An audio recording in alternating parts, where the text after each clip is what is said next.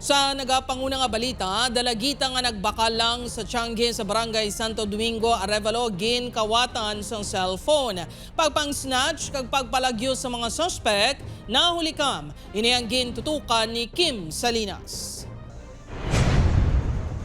Makit-an sa sining nga CCTV video ang duwa ka lalaki nga nakamotorsiklo. Nagdulog ang mga inikay na naog ang angkas.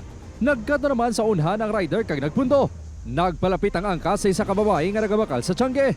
Sa isa pa kakuha sang CCTV, makit-an ang pagpanilag sang lalaki nga nakahelmet sa babae. Madiyon-diyon pa, gulpianan niya lang ginsabnit ang cellphone nga ginauyatan sang babae. Gilayon man ini gilagas ang babae apang madasig nga nagsakay ang lalaki sa nagahulat nga motorsiklo kag nagpalagyo. Ang insidente ang natabo sa barangay Santo Domingo, Arevalo, Iloilo City, manuglas 8 kagabi. Ginkalala ang biktima nga si Yanyan, 14 anyos kag residente sang barangay. Sunod sa Iloy City, nagabalor sang 6,000 pesos ang cellphone nga ginregalo pa sang grandparents kag tiya sa biktima. Hambal man sang sang tindira. Nagkuha lang siya kuno sang nagkuha lang siya sang gimbakal niya, nakibot sa nga si Julian nagasinggitan na sa gwa. Kag ara ko gapong ko man di sa balay. Bati gid ang singgit niya nga, "Mama, cellphone ko buligi ko mama." Kag ginalaot niya Pagpati sang barangay, pangayaw ang mga sospek. Posible nga nalabyan lang ang biktima. Kag natipuhan nga biktimahon bangod nakitaan pa nga nag-U-turn ang mga ini matapos maglapaw sa Tiangge. Sa part naman namon, active yung barangay tanods namon.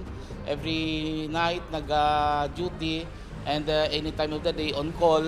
Pero this is an isolated case. Gina-backtrack na sang kapulisan ng CCTV footages. Sa isa sa ilakuha, makita ang nanawong sa duwa ka lalaki. Apang wala pa sang ideya sa identity sa mga ini.